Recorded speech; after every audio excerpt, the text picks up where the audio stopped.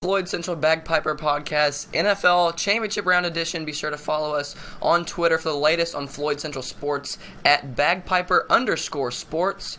Mitchell Lockhart, I'm Patrick Hynes. We got two good games on the slate, both the top two seeds in each division, New England, Denver in the AFC Championship, and then Carolina and Arizona in the NFC. Mitchell, what do you foresee happening with Bill Belichick and the Patriots facing off against Denver and Peyton Manning? Well, this is sure to be another great battle in the Brady versus Manning saga. It's going to be a battle between two legendary quarterbacks. Manning and Brady are both coming to the end of their careers. Two legendary quarterbacks, and I think that right now there's a lot more pressure on Manning to win this game than there is for Brady, because Brady's already proved that he is capable of winning Super Bowls and playoff games. But some people question Manning's ability in the playoffs. And, we saw Indianapolis, he only won one Super Bowl, and you could blame that on the coaching staff not being able to supply very good talent around him. But at Denver, he's had great wide receivers and, for the most part, a great defense. But he hasn't been able to win a Super Bowl there yet. So you just wonder and you question Manning's ability to win in the playoffs. Of course, the quarterback gets too much credit and too much blame. You saw a couple years ago, Chris Harris Jr. completely blow a coverage against the Baltimore Ravens, which ultimately led to Joe Flacco throwing like a 60-yard touchdown as time was running out to beat Denver, which, Peyton Manning could not do anything about that. They had the lead going into Baltimore's drive. Peyton did his job, but the quarterback needs to step up and be a leader, and I think that this is Manning's year. He has a defense like he's never had before, and Brady's, the Patriots, you have a lot of players just coming off injuries. Gronk did look good last week, but Chris Harris Jr. said they were going to target his knees, target the lower half of Gronk, which could really get in his head, maybe slow down Gronk a little bit. On the New England side of things, I just think that they have to keep doing what they've been doing for years. Tom Brady's a great quarterback, one of the best of all time.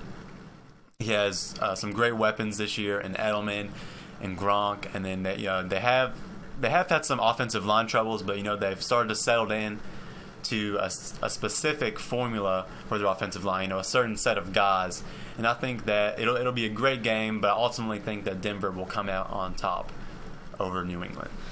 That's an interesting pick, because when you think of Denver and New England, you think of completely different teams, because New England's known for their high-powered offense, Tom Brady and all the weapons around him that have led to his 4 Super Bowls, and then Denver just recovering from the loss of Peyton Manning, having to put Brock Osweiler in for the majority of the regular season, and then Peyton coming back in the playoffs. Is he 100%? We don't know. He's recovering from that foot injury, the plantar fasciitis, and he looked pretty good last week. He looked good in the time that he had the week before, but he's not putting up the numbers that he has been. His defense is kind of carrying him to the finish, saving him on a couple of occasions when he, makes some mistakes out there, because he's obviously not played in, 7 or 8 weeks. So, obviously he has the mental ability still left in him, but the physical ability, I don't know if that's still with him. So I think Tom Brady recovering getting back his weapons on the outside, Gronk coming back, he's battled a couple injuries this season. He looks to be pretty healthy. And then Julian Edelman coming back from that injury that has sidelined him for 6 or 7 weeks at the end of the regular season. He's coming back, but when I saw Edelman on the field last week, he dropped 4 passes in the first half. So if he's healthy and he can produce for Tom Brady, that's fantastic. But if he drops 5 passes a game against a defense like Denver, you're not going to get that many more opportunities, to beat them. And when you have a number one guy like Julian Edelman on your team, and if he drops passes, that's not going to go over well for you, even if you have a quarterback like Tom Brady. So I think that Denver has as good a shot as anyone to beat Tom Brady. But I think the Patriots are coming back more healthy than they have been when they were struggling offensively. And once they get those guys back on the field, I think they'll be more well-equipped than Denver to win this game, especially even when you go back up to Mile High up in Denver. Everyone thought that the AFC Championship game, if New England made it there, would be at Gillette, because they were, just rolling through everyone. But then Denver came back, and they just basically stole that 1 seed away from New England. And I think that's an interesting scenario, because Peyton Manning's at home. This could be his final season. He wants to end it on a high note, especially when he's already, been known for not being able to produce in the playoffs, as you said a minute ago. And I don't know if this is a sibling rivalry or not, because he's trailing his brother in Super Bowls. Eli has 2 and Peyton has 1, so if he can get this one to go out on top with, I think that'll just solidify himself as one of the top 2 or 3 quarterbacks that's ever played the game if he can finish in the postseason. Yeah, and I think going back to Manning's numbers, you saw last game, the last playoff game, you saw Denver's wide receivers drop, I believe it was seven drop passes, and Manning put up somewhere around 220, 230 yards. And if you would have saw those receivers catch those passes, you'd have been talking 300, 350 yards, which is all of a sudden a great game, statistically wise. We still had like a 60 or 70 something completion percentage last week, and if you see the receivers catch those passes, you see a lot better numbers from Peyton Manning.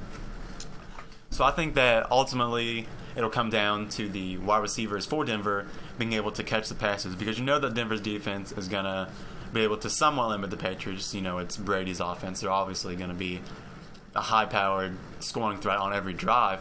But Denver's defense will be able to, make some big plays. I think it's going to come down to Peyton Manning being able to, kind of recapture his youth. He was never really athletic, but to be able to recapture his youthful, throwing power and accuracy. I just think that ultimately it'll come down to the receivers being able to catch the passes from Peyton Manning. Now switching to the Carolina. Hold on. One more thing about I never actually got to make my prediction, Mitchell. I think you're going with Denver. I've got New England, just solely based on the fact that Bill Belichick's been here before, Tom Brady's been here before. They've gotten so far and they've had so much success in the postseason, and Tom Brady has, been one of the league's most consistent quarterbacks, the league's most productive quarterbacks, and I think that he'll be able to get it done again versus Peyton Manning, who's not 100%, in my opinion. He might say otherwise, but I don't think that he's back to what he was before the injury. I think that New England can, take advantage. They have enough weapons on the outside, and the running game is starting to improve a little bit, even with the loss of LeGarrette Blount. They've got Steven Jackson back there, who's a veteran running back who's been with a couple of teams that had some success. I think with him, just, they expect him to get 50, 60 yards on the ground, maybe a touchdown at the goal line. So if they can do that, Tom Brady will make plays on the outside with Rob Gronkowski, Julian Edelman, Danny Amendola if he comes back and he's healthy. So I think New England has a better shot than Denver, even at Mile High, to get it done and advance to the Super Bowl once again. Yeah, now going on to the Carolina-Arizona game. Pat, what do you think about it? Well, I think, this is a very high-octane offense matchup. Both teams, 1 and 2 in the league in scoring. Carson Palmer, who's come back from a couple of seasons where he's been down statistically, versus Cam Newton, the number 1 overall pick. Carson Palmer is also number 1 overall back in his day in 2003. But Cam Newton's been unreal this season. People were saying that he's not too accurate. He can't make that many plays. He's only a running quarterback, and that's not what the league has evolved into. You saw Michael Vick years ago. He kind of flamed out, and his mobility kind of got him in some physical trouble with his longevity out on the field and in the NFL. But Cam Newton looks just as good, just as accurate as any quarterback in the league, and plus that added ground game just adds to his volatility and his threatening aspect as a top quarterback in the league. So if you see Cam Newton versus Carson Palmer, you think, okay, well, Cam Newton's the young guy that everyone is starting, to kind of model their game after as that dual threat quarterback out of the pocket, versus Carson Palmer, who's one of the most traditional quarterbacks in the league. He's still putting up the same passing numbers as Cam Newton, and he has all the weapons on the outside just as well. John Brown, Larry Fitzgerald, and Michael Floyd, excuse me. And then plus the running game, which it's kind of like a three-headed monster, with Chris Johnson saying he's ready and coming back if he is available to play. He won't play this week. If they do advance to the Super Bowl, he will be eligible to come off that short-term injured reserve. But they still have Andre Ellington and David Johnson in the backfield for Bruce Arians' squad that's really been able to carry their load pretty well and exceed the expectations that their offense was coming into the season with. So Carson Palmer I like Carson Palmer's chances in this game. I like Arizona's chances in this game. I think they have the best coach in the NFL, and Bruce Arians. And then Cam Newton, they had a couple of games where they came down to the wire, and Cam Newton just made one or two big plays that decided that game. And I think Arizona, their defense will just, be able to suffocate Cam Newton and just expose his weaknesses. And I think Carson Palmer's traditional quarterbacking and their balanced offense and their coaching will get them through. Yeah, this is definitely going to be a great game. You have, like you were saying, the prototypical, how a quarterback has always been, and for Arizona, Carson Palmer. And then you have the new sort of younger, read option quarterback in Cam Newton. And I think going back to his injuries, how you were talking about Michael Vick, and how Michael Vick, his physicality at the quarterback position got him injured a lot of times. Cam is a much bigger guy than Michael Vick, and I think that, he's more stocky than him. So I think that, he's more equipped to deal with, bigger hits rather, because he is, he's just a bigger guy. But going on to the game, I do agree with you when you say that, this is sort of a running, like a running game versus a passing game, with Carolina's great running game with Cam Newton and then Jonathan Stewart versus Arizona with their with Carson Palmer, and then their multiple receiver threats and Larry Fitzgerald, John Brown, and Michael Floyd. And I think that, people this year have been counting out Carolina, and I think that that's sort of been, like, they've had a chip on their shoulder. Like, we have the best record in the league, but people still aren't believing in us. Like, they're still making us the underdog, even though we've proven time and time again that we are the best. And I think that translates for Carolina on the offensive and the defensive side of the field. You see Cam Newton lead an offense, that has little to no weapons beyond him. Jonathan Stewart wasn't labeled as a top-tier running back until really this season. And, you see Ted Ginn and Devin Funchess, their two top receivers, are 1 and 2 in drop percentage. But Cam Newton still manages to put up some of the best offensive numbers in the league. And that also, Carolina, you see their defense is great. You have Josh Norman, who's surely a Pro Bowl cornerback, and he's got to be in consideration for Defensive Player of the Year because he's just been so fantastic this year. Probably the best cornerback, in fact, over Richard Sherman. And I think that, but Josh Norman can only got one of those receivers for Arizona. And who would you think that Josh Norman would pick up? Because you got the young receivers that are really threatening down the field, John Brown, Michael Floyd, but then you got Larry Fitzgerald, who's always going to be a threat no matter who you put on him. And especially what we saw from him last week, I think Norman would have to pick up Fitzgerald just because of his long renowned production in the postseason. That's going to be one of the things that the Panthers have to consider. So I think Josh Norman will be matched up against Fitzgerald. Maybe they'll switch over a couple of times and they'll be put on John Brown. But I think Fitzgerald's going to be the guy that the Panthers want to look out for. Yeah, I definitely think that Josh Norman will be guarding Larry Fitzgerald. And I think that Larry Fitzgerald is old and he's a veteran and he has a lot of experience in the playoffs. And I think that it'll be key for Carolina to be able to take him out of the game. And I think that Josh Norman can do that, and he can really hamper Fitzgerald's production. But I also think that Arizona has a great defense just as well as Carolina. Patrick Peterson is another one of the best corners in the league. And then you just see all these great pieces for Arizona's defense, along with this really high-powered offense for Arizona. I think that both of those put together, I think that Arizona has more of a well-rounded team than Carolina, and I think that that's why Arizona will end up beating Carolina and advance to the Super Bowl to face Denver.